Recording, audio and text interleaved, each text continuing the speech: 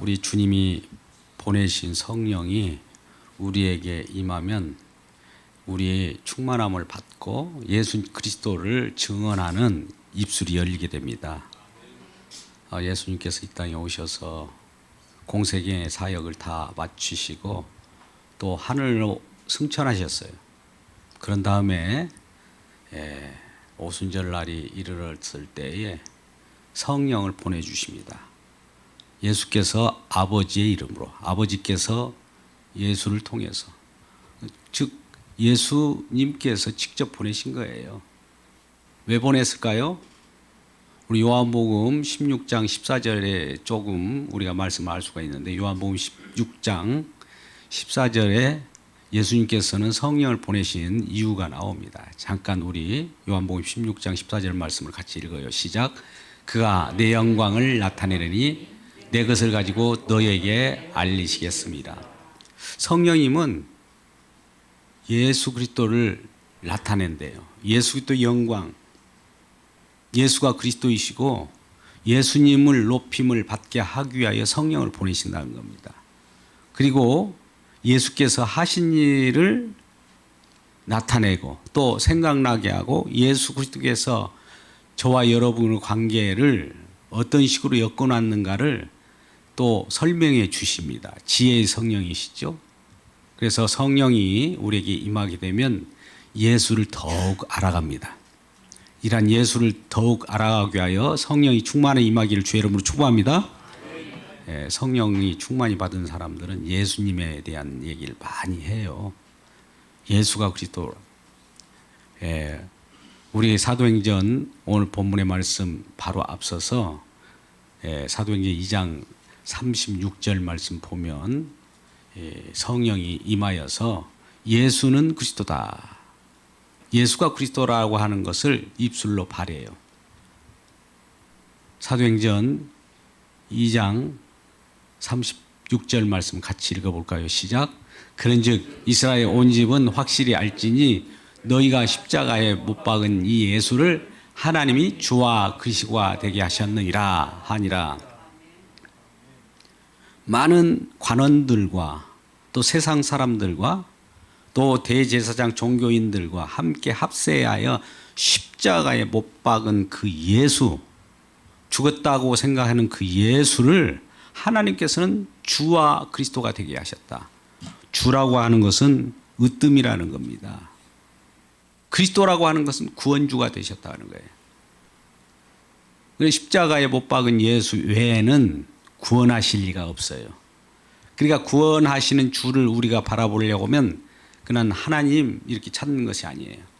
최고의 신을 찾아가는 것이 아니라 십자가에 못 박힌 예수님을 찾으면 그분이 구원주가 되는 거예요. 할렐루야. 세상 신들은 십자가 말고 다른 데서 찾으라고 그래요. 십자가는 아이고 기본이다 이렇게 생각하면서 기본인 거 빨리 지나쳐버리고 다른 걸 잡으라고 그래요.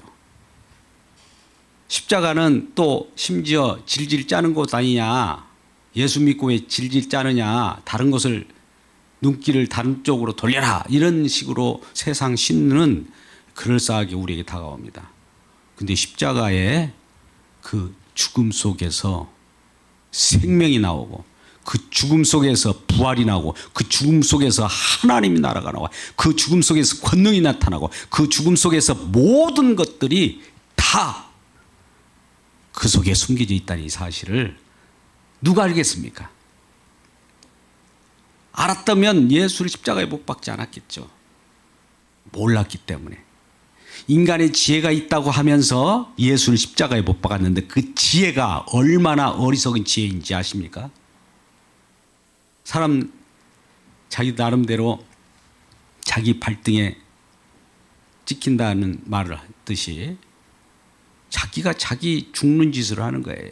인간은 그만큼 어리석어요. 그래서 예수님께서 십자가에 못 박히신 그 예수님이 제 지혜를 나타내요. 그 속으로부터 지혜가 나타납니다. 진정한 하나님의 지혜.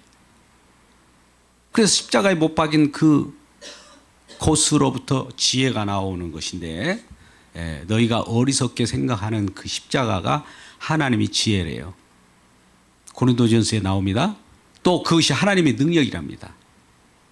세상 사람들은 조롱하는 것이죠. 그래서 우리는 성령을 받으면 그것을 알게 돼요. 성령이 없으면 그걸 몰라요. 세상 눈에 번쩍번쩍해서 세상만 가치를 가지고 이 예수 그리스도의 십자가에 못 박이신 그 죽음을 보지 못하는 거예요. 어둠의 세력들이 우리 눈을 가리기 때문에 그래요. 어둠의 세력은 죄를 가지고 우리 눈을 가립니다. 하나님과 관계를, 하나님을 바라보지 못하고 주님을 바라보지 못하고 지혜의 성령을 알지 못하도록 딱 앞에서 가려버려요. 그러니까 소경인 거예요. 맹인이에요. 우리가 맹인입니다 라고 하면은 가능성이 있어요.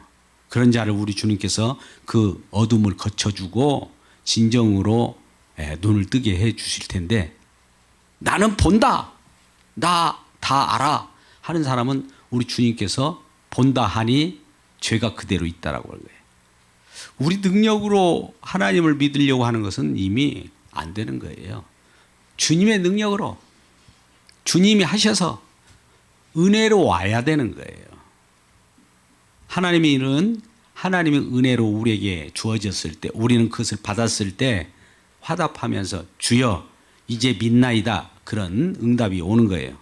왜 그러냐면 내가 믿는 것이 아니라 주님이 믿음을 주셔서 믿음이 왔음을, 받았음을 확인하는 차원에서 내가 믿나이다, 이런 고백을 할 때 우리 주님의 놀라운 세계가 보이게 되고, 그 희미하게 보였던 십자가의 그 길이 천국으로 향하는 길이었고, 그 속에는 온통 보화와 모든 것이 다 있었다는 사실을 우리가 경험하게 됩니다. 그래서 우리는 부유한 자라 이 말이에요. 이러한 부유한 십자가를 경험하시길 주의 이름으로 축복합니다. 오늘 본문의 내용은 이제 오순절 날이 이르렀을 때 호련히 갑자기 하늘로부터 급하고 강한 바람 같은 소리가 있습니다. 소리가 들려요. 어디로부터요? 하늘로부터. 또 그렇게 임하다 보니까 우리 눈에 이제 보이는 거예요. 성령 임하게 된 눈에 보이는 것이 불이 혀같이 갈라지는 걸 보여요. 불이 혀. 불길이 막 갈라지잖아요. 불이 혀. 이건 심판을 나타냅니다. 갈라진다는 것은 이제 천국과 지옥이 갈라지듯이 심판과 구원이 갈라지는 거예요. 알곡과 쭉정이가 갈라지는 일이 벌어져요. 우리는 마태복음 3장 10절 말씀 보면 세례요한이 예수님 오셔서 일한 일을, 심판을 하겠다는 거예요. 도끼가 이미 그 열매 맺지 않는 나무의 뿌리를 탁 찍어서 없애버리겠다는 심판이죠. 12절 말씀 보면 3장 12절에 마태복음 3장 12절 말씀 보면 또 이렇게 말씀합니다. 우리 주님께서 오셔서 손에 키를 들고 자기의 타당마당을 정하게 하사 알곡과 쭉정이를 이렇게 나누는 거예요. 알곡은 걷어들이고 쭉정이는 버리는 거죠. 버리는 것뿐만 아니라 그걸 불태우겠죠. 이 심판의 일이에요. 그러니까 구약 때 그 메시아 그리스도가 오면은 이런 심판으로 오시는 줄을 선지자들이 예언했어요. 예언이라는 거 뭡니까? 하나님 말씀 어떤 계획에 대해서 그대로 이루어진다고 선지자 입을 통해서 곧 예고되는 것을 예언이라고 그래요. 점쟁이처럼 내일 모레 무슨 일이 있을 거야, 이것이 예언이 아니고 하나님의 계획 속에서 선지자의 입을 통해서 그리스도의 영이 들어가서 앞으로 장차 곧 있으면지 전체 구도 속에서 이제 곧 있으면 나타날 일이 이제 다가온다, 준비하라 하는 차원에서 이제 예언을 하는 것이 선지자들이지 않습니까? 선지자 예언을 보니까 곧 도끼로 뿌리채 찍어버린 이 심판을 나타내고, 또 알곡과 쭉정이가 나타나는 그 시대가 온다라는 거예요. 마지막 시대인 거죠. 그래서 세례요한이 심판하는 우리 하나님 오시는구나 해서 가만히 이제 말을 그런 예언을 하고 기다리고 있는데 심판의 주님이 안 온 것 같아요. 예수님이 오셨는데 심판하시는 것이 아니라 오히려 정말 따뜻하게 대하고 그러는 거예요. 근데 사실 예수님이 이 땅에 오실 때에 심판을 감행합니다. 어둠을 물리치고 빛이 이 땅에 올 때 그 사단 마귀들은 깜짝깜짝 놀래고인지 왜 당신이 미리 왔느냐 이런 시비를 걸어요. 알고 있죠. 영적 세계니까. 근데 인간들은 몰라요. 잘. 그래서 세리 요한도 예수님들어 당신이 그 메시아 맞습니까? 이렇게 물어보는 거예요. 선지자인데 그걸 모르는 거예요. 왜요? 바로 오자마자 심판을 감행해야 되는데 심판을 감행하지 않고 그냥 있거든요. 예수님이 심판주로 오셔야 되는데 심판주가 아니라 그냥 내려오셔서 제자들을 모으시고 또 심지어 세례 요한에게 세례를 베풀어 달라고 하고 그러니까 저분은 분명 하늘에 내려온 메시아가 맞는데 예언적으로 보면 분명히 심판하러 오시기 되어 있었는데 어떻게 저분이 심판하지 않고 그냥 세례를 자기도 받겠다고 하고 제자들을 택하고 그런 일로 지금 사역을 시작하는가? 예. 그때 당시는 공생의 사역이 이제 시작되는 시점이죠. 마지막 이제 사역을 마칠 때 심판이 완벽하게 이루어집니다. 그것을 미리 보여주기 위해서 기적도 행하고 귀신도 쫓아내는 것이죠. 귀신이라는 건 사단에 대해서 심판하는 거 아닙니까? 병도 고치는 거, 인간을 힘들게 하는 그 뒤에 배후를 몰아낸 데는 차원에서 병을 고쳐주는 거예요. 병만 고치기 위해서 이 땅에 오신 것이 아니고 귀신만 쫓아내기 위해서 오신 것이 아니라 궁극적으로 장차 곧 있을 엄청난 세상에 그런 환난 다시는 없는 그러한 일이 벌어집니다. 그것은 우리가 아까 십자가에 못 박은 예수 그 사건이 일어나게 되는 거예요. 거기에서 예수님은 세상 사람들이 볼 때는 실패처럼 보이지만 하나님의 입장에서는 예수님이 승리인 거예요. 어둠을 그때 다 물리쳐 하나님 나라가 그때 세워지는 거예요. 귀신이 쫓겨나고 사망 권세는 이미 패배된 거예요. 사망이 사라지다 보니 우리에게는 죽음이 이제 없는 거예요. 그런 세계를 만드는 놀라운 일, 이 엄청난 일이 예수님께서 우리가 볼 때는 최고의 환난이고 정말 극심한 그런 세계이죠. 근데 그걸 통해서 만들어낸 그런 일들이 있고 이것을 이제 사망 권세를 깨뜨리고 진정한 우리 주님의 나라 어둠도 물러가고 슬픔도 사라지고 또 그동안 환난과 고난을 받았던 자들에게 눈물을 닦아주는 그러한 날이에요. 그런 날이 이제 돌아왔다라고 하는 것을 선언하고 또 그것을 알려주기 위해서 성령을 보내는 거예요. 성령은 주님께서 하신 일 다 끝장냈다, 다 완료했다, 다 완성했다는 것을 알리기 위한 그러한 분이 성령이셔요. 성령은 예수님의 일에 관해서만 얘기합니다. 성령은 예수님을 증거하는 영이에요. 할렐루야.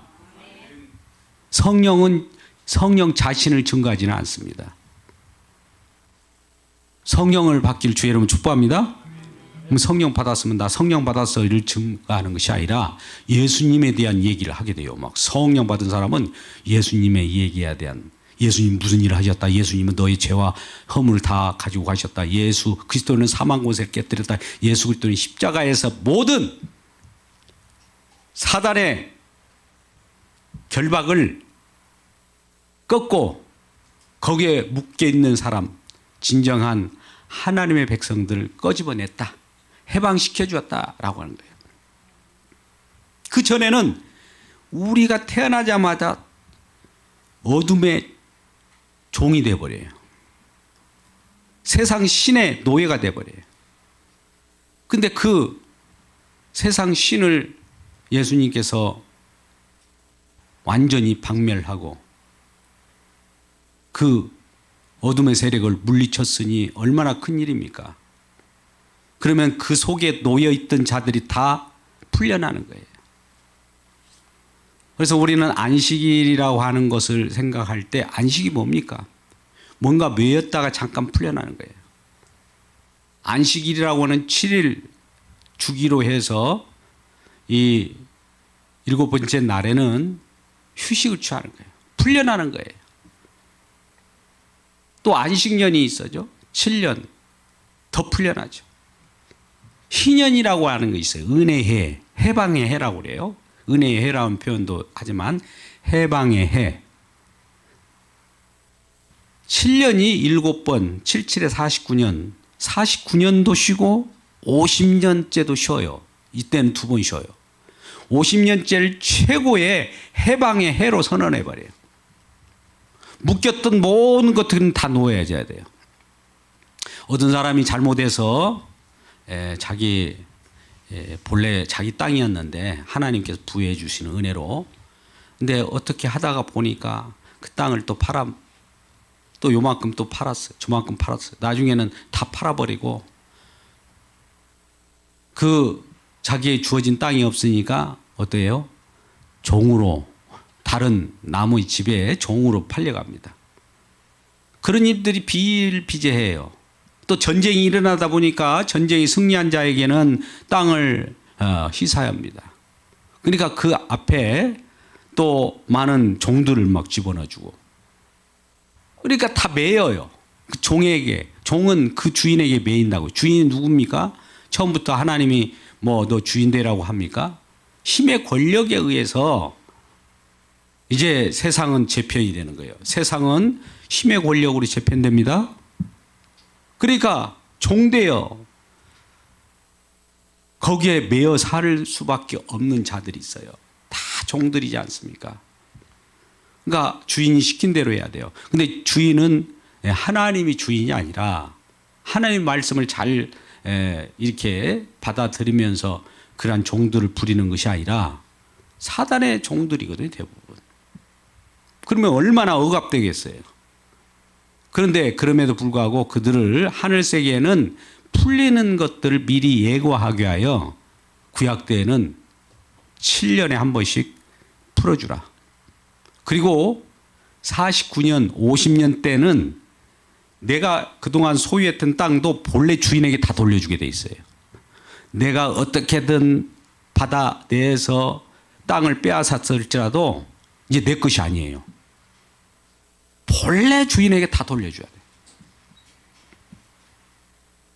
다시 세팅하는 거예요. 다시 시작하는 거예요. 새롭게 시작하는 거예요. 우리 인간의 욕심은 끊임없어요. 하다가 더 많이 소유하려고 하고 더 애착을 하잖아요. 이 욕심은 끊임없습니다. 제가 어느 날 오래전입니다. 묵상을 하다가 이런 생각을 했어요. 어떤 사람이 나한테 100원을 주면 100원을 줬다가 돌려달라고 하면, 그래 내 것이 아닌데 100원을 갑자기 줬다가 달라고 하면 줘야 될 거 아닙니까? 100만 원을 줬다가 그냥 달라고 하면 내 것도 아니니까 줄 것 같아요. 100억을 줬다가 갑자기 달라고 그래요. 그러면 좀 생각을 좀 해볼 수 있을 것 같아요. 그러잖아요.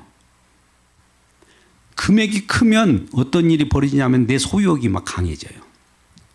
이게 부자가 천국 들어가기가 그렇게 쉽지 않은 거예요.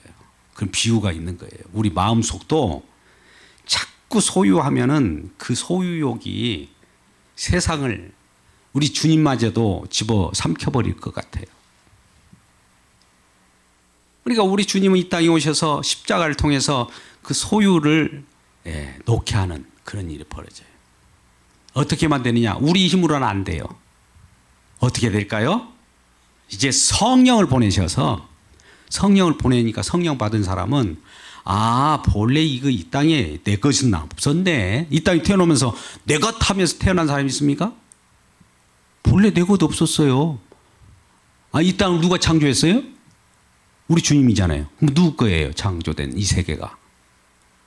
주님 것이에요. 그러면 주님 것을 가지고 우리에게 내 것이라고 할 수 있습니까? 오늘날 물론 부동산 잠시 그건 청지기로서 우리 성경적으로 보면 맡긴 거죠. 잠깐. 나중에는 돌려줘야 되는 거예요. 주인이 주님이거든요. 내 것이 어디 있습니까? 근데 우린 잘못 알고 처음에 우리에게 우리 주님의 혜택을 부여해 주면 고맙습니다 해요.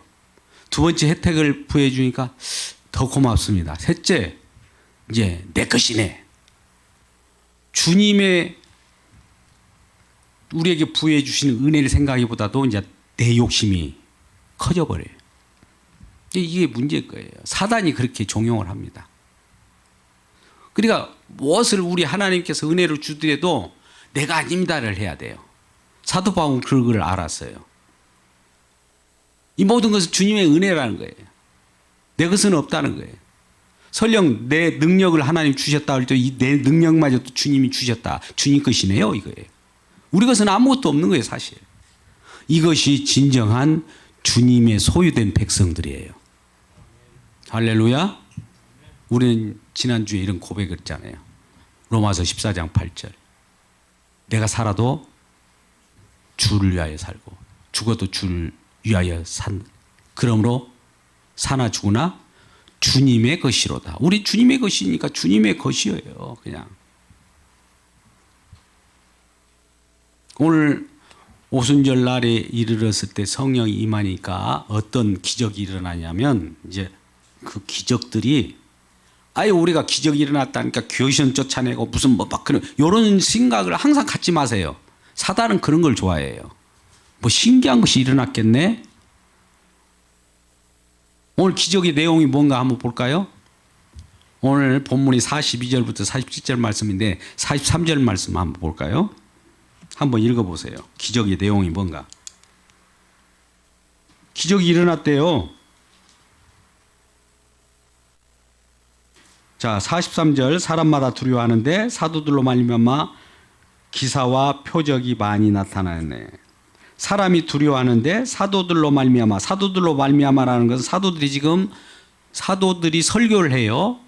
예수는 어떤 분이라는 것을 성령이 임하여서 성령의 말하게 하심을 따라 사도들이 말을 해요. 막 설교를 한다 이거예요. 뭐 성령에 의해서 사도들은 그냥 사도들이 입을 빌려준 거죠. 그러니까 설교를 할 때 설교하는 사도들로 말미암아 기사와 표적이 많이 나타났대요. 아, 기사와 표적이 많이 나타나니까 무슨 또 뭐 기사 이런 게 뭐가 어떤 기사일까? 귀신 쫓겨나나? 우리는 이런 눈으로 항상 생각한다고요. 왜 그렇게 돼버렸습니까? 사단이 그동안은 그런 것만 생각하게 했거든요. 근데 한번 보세요. 어떤 기사가 일어났는가? 44절입니다. 이제 믿는 사람이 생겼죠? 믿는 사람이 다 함께 있어 모든 물건을 서로 통용했대요. 뭐가요? 모든 물건을 서로 통용했대요. 이것이 기사와 표적이래요. 할렐루야? 아니 뭐 시시한 것이 어디가 있어? 이거 좀 시시하네. 무슨 뭐 물건 통용한 것이 기사야? 여러분 물건 통용 됩니까? 한번 여러분 재산 가지고 있죠. 다 갖고 오세요. 그 기사 있을 수 있어요? 그런 기적 안 됩니다. 우리 소유 안 내놓으려고 그래요.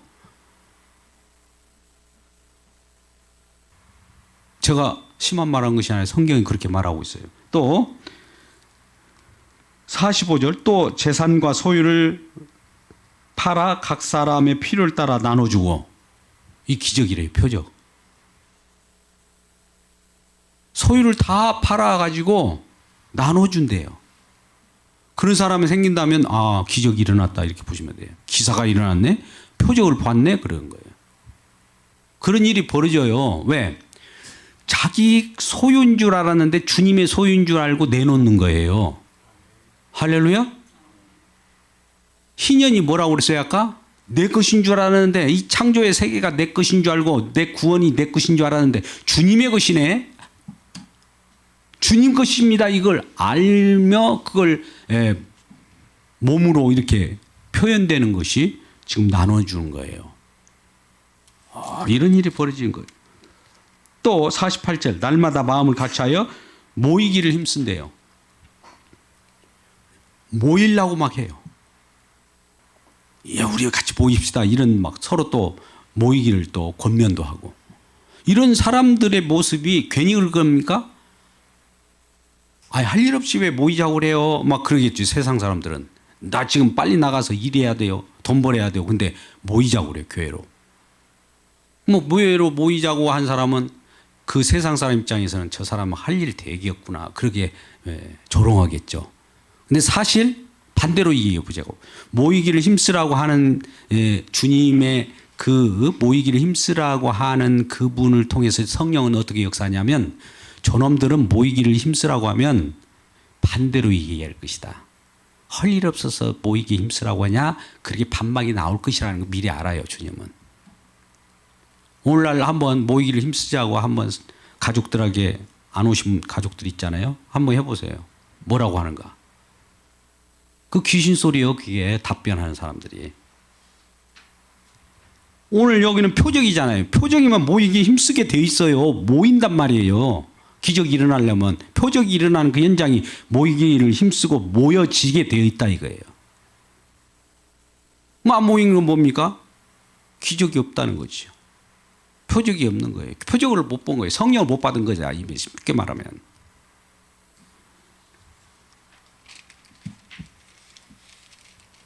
그래서 46절에 날마다 마음을 같이하여 성전에 모이기를 힘쓰고 집에서 먹으며 떡을 떼며 기쁨과 순전한 마음으로 기뻐요. 기뻐 마음이. 왠지 기뻐요. 무슨 일이냐면 세상에 매이면 제가 분명히 말합니다. 세상에 매이면 세상 소유를 많이 가질 수도 있어요. 근데 세상이 불탈 때 같이 지옥 불로 떨어지게 돼 있습니다. 그 왜 그러냐? 성경의 예언이 그렇게 돼 있어요. 그러니까 땅에 딱 부착되고 살아가고 붙박이처럼 그 소유욕이 세상 신에 딱 매인 거예요. 근데 예수님이 탁 오셔갖고 그 사단의 머리를 탁 쳐버리니까 그 휘하에 있는 종들이 풀려날 거 아니겠어요. 사도행전 누가복음의 후편이라고 그래요. 1편은 누가복음이고 2편은 사도행전이에요. 예수님이 이 땅에 오셨을 때 하신 일이 그거 하기 위해서 오신 거예요. 누가복음 4장 18절부터 한번 볼까요? 예수님이 이 땅에 오실 때 예수님 무슨 일을 하셨을까? 성령이 증거할 거 아니에요. 성령 받은 저와 여러분이 예수님 이 땅에 오셨으면 성령 받은 저와 여러분은 예수님 이런 일을 하셨다라고 증거할 수 있어야 돼요. 그것이 누가복음 4장 18절에 나와요. 18절 19절에. 한번 볼까요? 누가복음 4장 18절 같이 읽어보아요. 앞에 스크린을 보고 시작. 주의 성령이 내게 임하셨으니 이는 가난한 자에게 복음을 전하게 하려고 내게 기름을 부어주고 또 나를 보내사 포로된 자에게 자유를 눈먼 자에게 다시 뜨게 함을 또 뭐라고요? 눌린 자를 자유롭게. 지금 자유에 대한 거잖아요. 그 어디에 눌려 있단 말이에요. 누가 눌러놨어요? 사단 마귀 권세에 눌려 있었어요. 그러니까 예수님 오셔가지고 그 사단 마귀를 격파시키죠. 눌려 있는 자들 거기서 끄집어 나오는데 처음에 가난한 자라고 아까 부자와 가난한 자는 물질적인 표현이 아니에요. 뭐 물질 모이 많이 있으면 아까 소유욕이 마음 속에 딱딱해요. 부자들이 딱딱해요. 그러니까 이 부자에 대한 많은 그 성경의 얘기는 뭐냐면은 그것 때문에 주님을 믿을 수가 없어요. 심령이 가난한 자가 돼야 되는데 안 되는 거예요. 성령께서는 하셔요. 그런데도 불구하고 재산이 많고 적음에 따르지 않고 성령 임하면 그 큰 자기 오늘 우리 2장을 같이 말씀 나오고 있지만은 뭐 5장 같은데 4장 같은 경우는 소유를 다 팔아서 내놓는 그런 일이 있고 또 소유를 팔아가지고 숨기는 자가 또 생기고 그래요. 아무튼 이 예수님께서 오신 이것을 지금 증거하고 있어요. 포로된 자에게 자유함을, 눌린 자를 놓이게 하고 자유를, 또 눈먼 자에게 눈을 뜨게. 세상 난 눈 떴어라고 하는데 그 사람들이 눈 뜬 것을 보면 눈 뜬 것이 아니에요. 그들 나름대로 지식이라고 그래가지고 지식, 과학, 문명 나름대로 대단한 것처럼 막 이 세상에 큰 일을 한다고 하잖아요. 그것처럼 무식한 것이 없어요. 과학과 문명도 주님의 세계 속에 갇힌 거예요. 주님을 벗어나서 할 수 있는 것이 없다 이거예요. 근데 벗어난 것처럼 생각한 거죠. 착각을 한 거예요. 착각. 나중에 심판을 가지고 올 줄 모르고. 포로된 자를 또 노임을 받게 하고 풀어주는 그런 일이 있어요. 그러면 우리 하나님의 백성들이 본래 처음부터 태어날 때 왜 이렇게 매여 있어야 되냐? 매여 있는 속에서 구원해내요. 그러니까 예수님이 이 땅에 오셨다는 것은 뭘 전제로 할까요? 전제라고 하는 말은 무엇 때문에, 어떤 상태이기 때문에 예수님이 올까요? 하나님 백성들이 이 땅에 누군가에게 지금 눌려서 포로되어 있고 눌려 있고 잡혀 있고 매여 있어요. 그런 매여 있기 때문에 우리 지금 하늘에서 내려와 가지고 매여 있는 자를 어떻게 한다고요? 꺼집어내려고. 눌려 있는 자를 자유케 하고, 눈 멀고 있는 자들을 눈뜨게 하고. 눈이 멀어져 있어요. 매어져 있고 포로되어 있고. 나는 안 포로되어 있잖아. 나는 막 살만해. 이런 사람은 구원 안 해요. 나 안 매여 있는데 그런 사람만 구원시켜주지 않아요. 오늘날 교회 안 오잖아요. 교회 안 온다는 건 제가 교회를 강압하는 것이 아닙니다. 안 와도 그들은 나 괜찮아요 그러고 지금 있는 거예요. 의인을 부르러 왔다는 건 뭐지? 죄인을 부르러 왔다는 것은 죄인 맞습니다 할 때 주님께서 그것을 알고 있는데 나 의인이야 괜찮아 나 잘 살아. 교회 못 옵니다. 평생을. 그러니까 죽어가고 있다. 죽어 있다. 죽어간 것도 있지만 죽어 있는 거예요. 이건 매여 있는 것은. 왜 죽어 있느냐? 사망 권세가 그 권세 아래, 사망 권세는 사단이 갖고 있는데 사망 권세 아래 지금 죽어 있는 거예요. 죽어 있는 예수 그리스도의 백성들을 꺼집어내기 위해서 그 사단 으뜸되는 그 머리를 깨버려야 할 거 아닙니까? 그건 미리 구약 때 다 예언되어 있어요. 장차 여자의 후손이 뱀의 후손을 죽여야 되는 거죠. 치열한 싸움, 영적 싸움이 일어나는 거예요. 우리는 그걸 봤어요. 증언자에 성령이 오면 그걸 알아요. 거기서 이쪽으로 풀려난 자로서 이제 내 것은 없구나. 그것을 알 때 오늘 통용이 일어나고 소통의 역사가 일어나고 나눔의 역사가 일어나고 떡을 떼는 역사가 있고 순전한 마음, 기쁜 마음이 일어나고 마지막 오늘 절 47절 말씀 보세요. 우리 주님을 찬미해요. 찬미할 때 어떤 일이 벌어지냐? 구원받는 사람들이 날마다 어떻게 해요? 더해져요. 보세요. 포로된 자였어요. 저쪽에 매여 있는 자였어요. 저기 죽어가고 있는 자였어요. 근데 거기서 꺼집어낸 사람들이 점점 많아질까요? 적어질까요? 많아지고. 우리 교회에서 말씀을 증거합니다. 사도들처럼. 아까 말씀에 사도들을 인하여 뭐가 있었다고 그래요? 이런 기사와 표적이 많이 일어나니. 이 기사와 표적이 뭐라고요?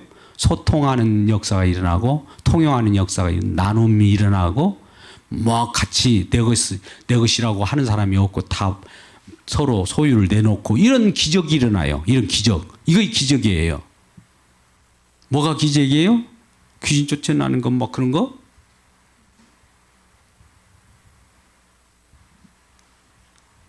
그러니까 우리 교회에서도 기적이 일어났다, 표적이 일어났다 하는 것은 방금 구원받은 백성들이 많이 들어오는 거예요. 느닷없이. 이 기적이 표적이에요. 또 서로는 나눠. 내 것보다도 아이고 우리 집에 있는 것 주여 같이 나누기 위해서 가져왔습니다. 또 반대로 생각해 보세요. 물론 이제 하나님께서는 노인은 그 지금 희년에 대해서 제가 이제 여기 성령이 오면은 희년의 때를 선언하는 거예요. 49, 50년이라고 할 때 아까 다 메었던 종들이 돌아온다고 그러잖아요. 내 것은 없어요. 내가 땅을 많이 소유했어요. 욕심으로. 그런데 50년 될 때는 다 돌려보내야 돼요. 내 땅 없어. 종들도 내가 그동안 이렇게 거느렸던 종들도 다 보내야 돼요. 그전에는 종들 죽이기도 하고 내 마음대로 내 소유로 그렇게 여겼는데 그때는 내 소유가 아니에요. 아까 뭐라고 해요? 이 종들도 내 것이 아니라고 있죠. 소유. 종들도 소유가 아닌 거예요. 그전에는 내 소유였어요. 50년째 될 때 하나님 말씀에 야 임마 너들 네 소유 아니야 이제 내놔. 내 자녀들 보내. 그전에는 너들이 종으로 불렸던 그거를 종이라고 하지 마 이제. 우리가 종은 예전에 종은 그냥 상품가치처럼 그냥 없애버릴 수도 있어요. 그냥 물건 취급했어요. 물건 취급했는데 갑자기 50년째 될 때는 물건 취급하면 큰일 나요. 내 것이 아니어야죠. 주님의 것인데 함부로 건드렸다면 큰일 나죠. 우리 마음도 그래요. 한 사람 한 사람을 정복해 나갑니다. 상대방을 내가 이겨나가요. 막 교만해져요. 세상 권력자들이 그러잖아요. 뭐 그냥 말 한마디 하면 사람을 죽여버릴 수도 있고 끝내버릴 수도 있고 그러잖아요. 그죠? 이전에 뭐라고 그래요? 권력이 너무 큰 그런 권력. 그들은 그 권력에 의해서 누구도 찍소리도 못하는 거예요. 상품 가치도 없는 그런 인권을 말살했단 말이죠. 근데 주님이 풀어줘 하면 그 순간에는 말살하면 안 되고 그를 종이라고 해서는 안 되는 거예요. 하나님 자녀를 함부로 해서는 안 돼요. 그러니까 이제 종에서 자유자로 하나님 자녀로 하나님 가족으로 풀려 나온 사람들을 우리는 형제님 그러는 거예요.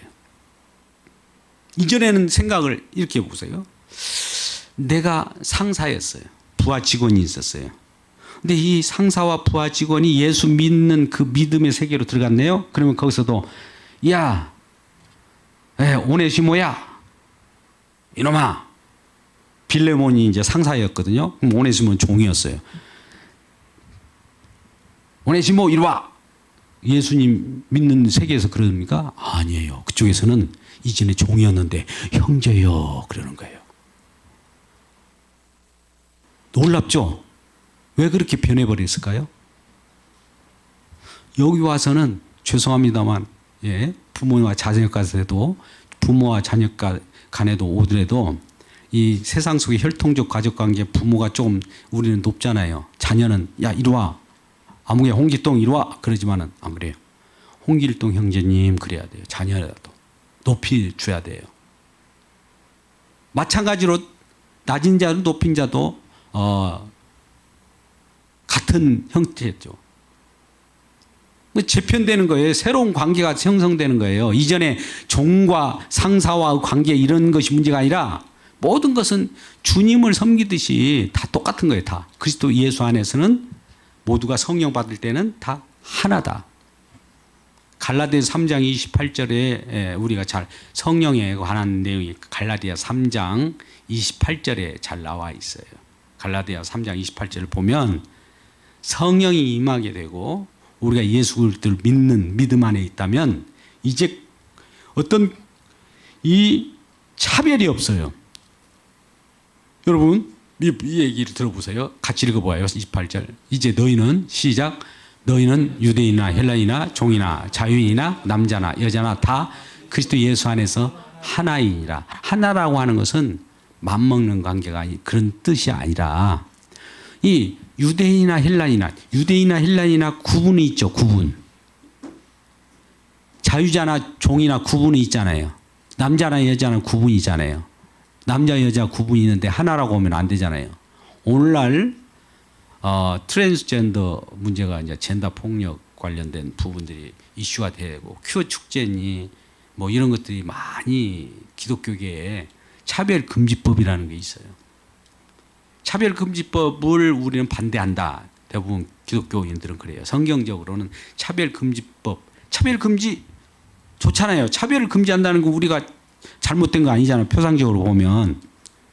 근데 남자와 여자도 남자든지 여자든지 인격으로 봐야지 구분을 하지 말자 이거예요.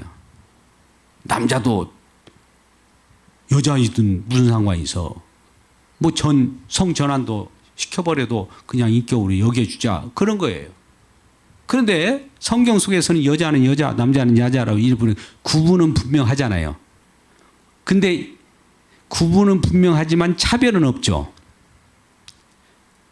자, 다시 성경으로 돌아와서 갈라디아서 이 말씀이 뭐냐면은 여러 사람들이 이전에 아무개 홍길동은 홍길동, 인격적이라는 구분은 되어요. 그죠? 홍길동이 인격정 이름 똑같이 해버려요. 너 인격정아 너도 홍길동이라고 해버려. 이름을 다 바꿔버릴 수도 없잖아요. 그러니까 홍길동은 홍길동이 인격정이지만 이거 구분은 되었어도 차별은 하지 말자는 거예요.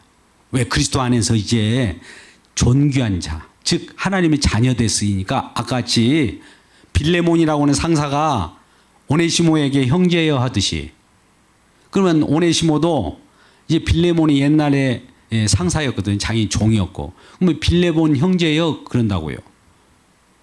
그러면 빌레몬도 기쁨으로 받아줘야지. 옛날 시절에 저 종인 주제에 나한테 형제여 해? 너 이리 와봐. 이렇게 하면 안 된다는 거예요. 예수 안에 오면 여기 교회에서는 모두가 형제입니다. 높고 낮음이 없어요. 세상적인 관점에서 무슨 상관, 무슨 사장을 했든 뭐 권력자 있든 이 교회 안에 오면 아무 그거 우아리가 없습니다. 서로 형제예요. 그리스도를 주로 모시는 모든 형제라 이거예요. 이러한 부분으로 성령이 오셔서 이제 이러한 내용들을 가지고 있을 때 새로운 시작을 이런 세계가 이제 시작됐다는 것을 알리는 것이 성령에 임하는 것이고 교회의 시작이고 교회 모임 모든 공동체들이 이러한 내용들을 가지고 서로를 섬기면서 함께 기뻐하고 서로에게 기쁨을 주는 우리 모두가 되기를 주의 이름으로 축복합니다. 기도하겠습니다. 아버지 하나님.